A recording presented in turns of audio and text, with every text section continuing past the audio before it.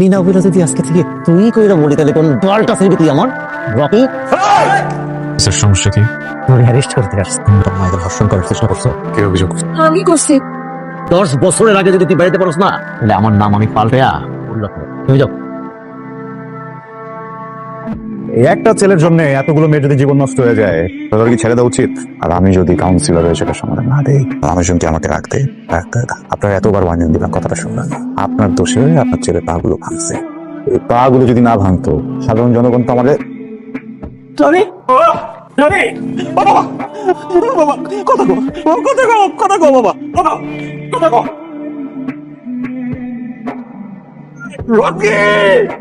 আমি দেখা দিব রকি, দেখা দিব তার আমি রকি দেখানি চলবো, দেখানি চলবো। মিজান ভাই, সময় সময় বড় খারাপ জিনিস, সময় আসবে। আচ্ছা তোর ভাইটা এরকম কেন বলতো? মানে ঠিক আছে সবকিছু, কিন্তু কেমন জানি গম্ভীর গম্ভীর হয়ে থাকে সারাক্ষণ। তার পেছনে একটা কারণ আছে। কি কারণ? আমাদের বাবা ছিলেন এই এলাকার কাউন্সিল। একদিন ভাইয়ার সামনে বাবাকে মেরে ফেলা হয়, আর সেটা ছিল ভাইয়ার জন্য অনেক বড় একটা ট্রমা। খুব অল্প বয়সে ভাইয়া পরিবারের দায়িত্ব পেয়ে যায়, আর তারপর থেকে আমরা সবাই ভাইয়াকে বাবার সঙ্গেই মানি। এই এলাকার জন্য ভাইয়া অনেক কিছুই করলেন, বাবার হত্যার লড়াই লড়লেন। তুই জানিস ভাইয়া কখনো হাসি খুশি ছিল, তখনও হাসি খুশি ছিল। তারপরে কি হলো? তারপর এমন কিছু ভাইয়ের সাথে ঘটলো যেটা ভাইয়ের জন্য অনেক বেশি কষ্ট ছিল। কি সেটা? ভাইয়ের জীবনে স্বপ্ন নামের এক মেয়ে আসে। তারা দুইজনকে অনেক ভালোবাসে, তাদের সম্পর্কটা ছিল অনেক সুন্দর। একদিন হঠাৎ করে স্বপ্নাপুর বাবা তার বিয়ে ঠিক করে অস্ট্রেলিয়ার এক প্রবাসীর সাথে। আর স্বপ্নাপু বিষের বোতল হাতে নিয়ে বলে বিয়ে করলে সে রকিকেই করবে, আর তা না হলে বিষ খাবে। তারপর আর কি সবকিছু তার পরিবার মেনে নিল এবং তাদের দুজনের বিয়েও ঠিক হলো।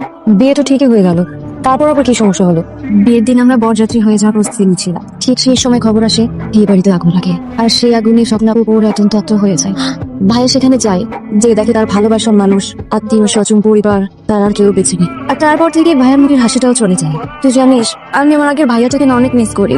ইস, আবার যদি আমার ভাইয়াটাকে আগের মতো ফিরে পেতাম। ভাইয়া প্রতি রাতেই স্বপ্নাপুর কবরে যায়। রকি, এদিকে আসো। তুমি ওটা সমস্যাতে মানে নাম ধরে রাখছো? আমি না না না, আমি নাম ধরে ডাকে নাই। তাহলে আমি তো বলছি রকি ভাইয়া। ভাই অবশ্য কয়দিন যাবৎ নেহাকে কিছু ছেলে ডিস্টার্ব করে, আর এই বিষয়টা নিয়ে অনেক ডিস্টার্ব। তুমি যদি বিষয়টা একটু দেখতে খুব ভালো হতো। না মানে সুইটি তো নেহার বেস্ট ফ্রেন্ড না, আমি চাচ্ছি যে ব্যাপারটাকে নিজ হাতেই হ্যান্ডেল করে। এই যে আমি প্রত্যেকদিন এই রোড দিয়ে হেঁটে যাই, আর ওরা এখানে দাঁড়ায় আমাকে ডিস্টার্ব করে। নাম কি? নাম তো আমি জানি না। দেখে কেমন? আমি জানি, কিন্তু ওদের সামনে আমি বলতে পারবো না। ওরা কেন? তোমরা প্রবলেম কি তোমার? কি হয়েছে?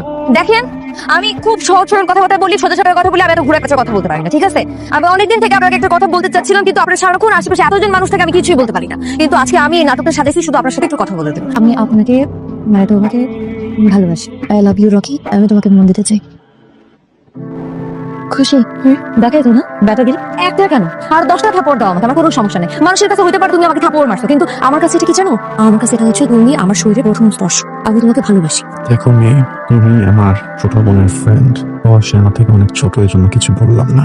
নেক্সট টাইম যদি আমার বা আমার বাড়ির আশেপাশে খুব খারাপ হয়েছে। হয়েছে তো, ভালোবাসা না ওই মেয়েটাকে প্রত্যেকদিন যাও ওর কবরে, আমিও যাই প্রত্যেকদিন গিয়ে ওর কবর পরিষ্কার করে দিয়ে আসি, কারণ আমি তোমাকে ভালোবাসি। তোমার কি মনে হয় তুমি যদি অন্য কারোর সাথে জীবনটা সুন্দর করে সাজাও তাহলে তোমার সাথে ঠিক করো? সুইটি, হ্যাঁ ভাইয়া। তোর ফ্রেন্ড কি অসুস্থ নাকি? আসে না যে? না, আমি সঠিক বলতে পারবো না। অনেকদিন বলে আমার সাথে দেখা করে না। ওকে বাড়িতে আসতে বলে যে শুধু নাকি ও ব্যস্ত আছে। ভাই তবে ভাইয়া হঠাৎ করে তুমি ওর কথা জিজ্ঞেস কেন করলে? এমনি জিজ্ঞেস করছি। ওকে, আমি এসেছি সেটা বলো। কারণ তুমি খুব করে চাচ্ছিলা যে আমি তোমার সামনে আসি।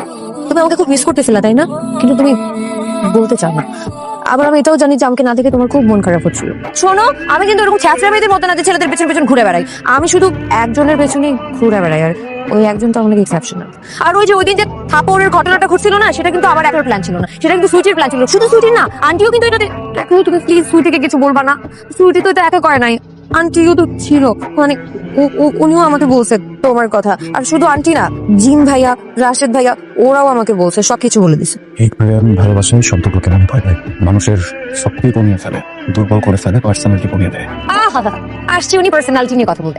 তোমার পার্সোনালিটি কি হিটলারের থেকেও বেশি? হিটলারেরও কিন্তু গার্লফ্রেন্ড ছিল। আর শোনো, পৃথিবীতে যত বড় বড় পার্সোনালিটি আলো লোকজন আছে না, তারা সবাই এক জায়গায় আটকা ভালোবাসায়। আর যত সিংহ পুরুষগুলো আছে না, তারা বউর সামনে গিয়ে কিন্তু বিড়ালের মতো হয়ে থাকে। খালি আমার কথাটাই খারাপ যে আমি এরকম একটা মানুষকে ভালোবাসছি, সবই আমার করতে হয়। কোথায় তুমি আমাকে প্রপোজ করবা, উল্টা আমার তোমাকে প্রপোজ করতে হচ্ছে। ওয়ার্ক করে নাই, তাই না? জানি তো, আমি রিজেক্টেড। আচ্ছা এখন আমি কি করবো বলো তো? আমি তো দুনিয়ার মানুষজনকে দেখছি প্রেম করতেছে, প্রেম করে ছাকা খাইতেছে, ছাকা খাই তারপরে দুঃখের গান শুনতেছে, যত মেমোরিজ আছে একসাথে ওগুলো মনে করতেছে। কিন্তু আমার কপালটা দেখো, আমার তো তোমার সাথে প্রেমই হয় নাই। আমার কোনো মেমোরিজ নাই যে এই যে আমি যে কষ্ট পাবো, তোমার সাথে যেহেতু প্রেমই হয় নাই। কষ্ট পেয়ে তো মানুষের দুঃখের গান শুনে, দুঃখের গান শোনার পরে তারপরে ওই যে মেমোরিজ গুলো মনে করে। আমাদের তো কোনো মেমোরিজ। আরে এটার মানে কি? পজিটিভ না নেগেটিভ?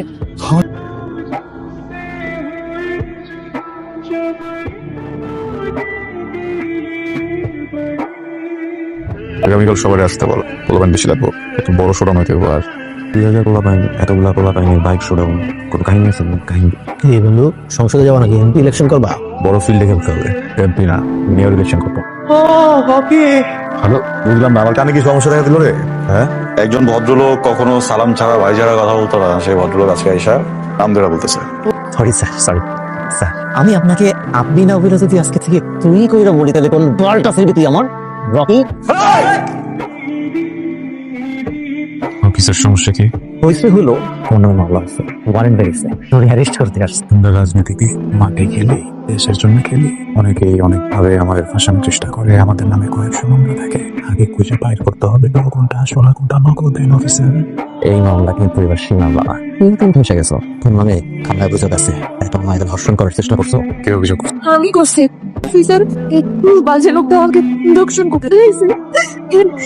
এই লোকের বোন আমার বান্ধবী, সেই সুবাদে আমি ওদের বাসায় যাওয়া আসা করতাম। কালকেও দিয়েছিলাম, সে আমাকে কাঁদে ঘুমের মধ্যে চলে বসছে।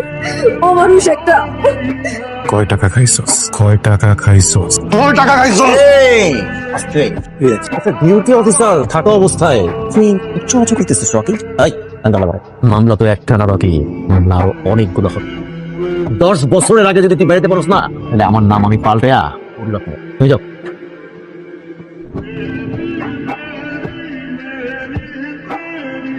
আমার খোটা ওই মেয়েটার উপরে, যে আপন সাইয়ে আমার ঘরে ঢুকছিল, যে আমার জীবনে আমার সব থেকে কাছে মানুষের শাখাকে দিয়েছিল।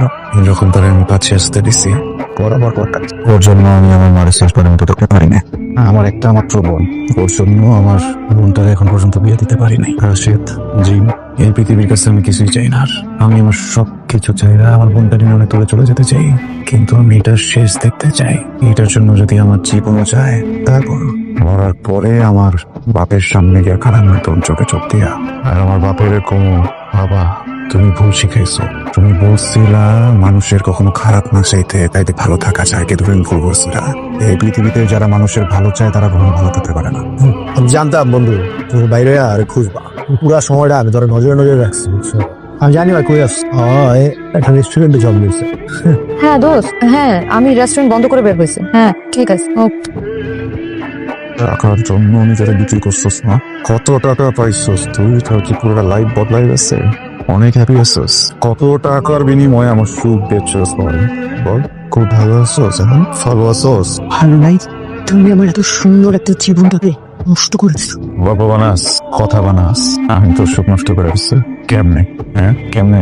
তুমি আমার জীবন থেকে সব থেকে সুন্দর জিনিস, যেটাকে আমি আমার লাইফে থেকেও বেশি ভালোবাসছি, সেই জিনিসটা তোমার ছিনাই গেছে।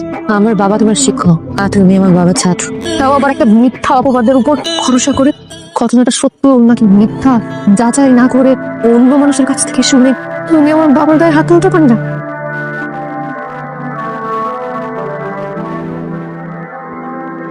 আমার বাবা একজন সহজ সরল মানুষ, সৎ মানুষ ছিল। আর যদি আমার বাবা কোনো ভুলও করে থাকে, সেটার জন্য তো এই পৃথিবীতে আইন আছে, আদালত আছে। তুমি কি আমার বাবার বিচার কর? তুমি সবার সামনে আমার বাবাকে যে অপমানটা করেছো, সেটা সে সহ্য করতে না পেলে দুঃখে কষ্টে আমাকে ছেড়েই পৃথিবী ছেড়ে চলে গেছে, আমাকে একা করে সে তার মতো চলে গেছে। হ্যাঁ তুমি এখন বলবে যে আমি সরাসরি তোমার বাবাকে খুন করে, কিন্তু তুমি পরোক্ষভাবে আমার বাবার খুনি। আমি যদি বলি যে তুমি আমার বাবার খুনি, তাহলে কি এটা ভুল হবে?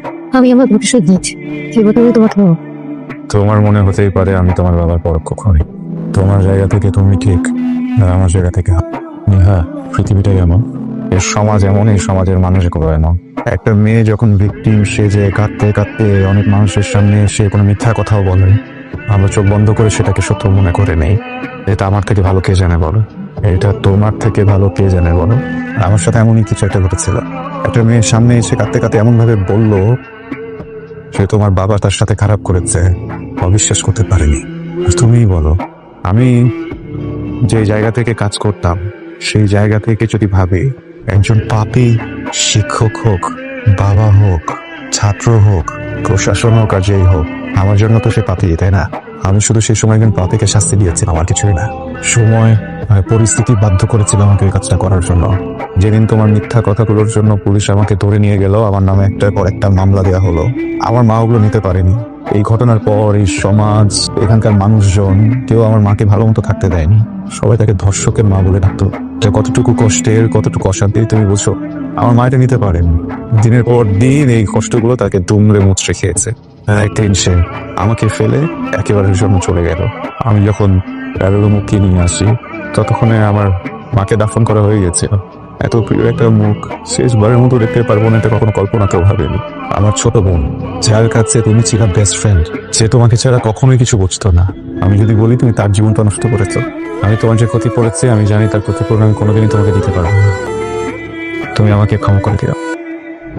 আমাকে তুমি মাফ করে দিও প্লিজ।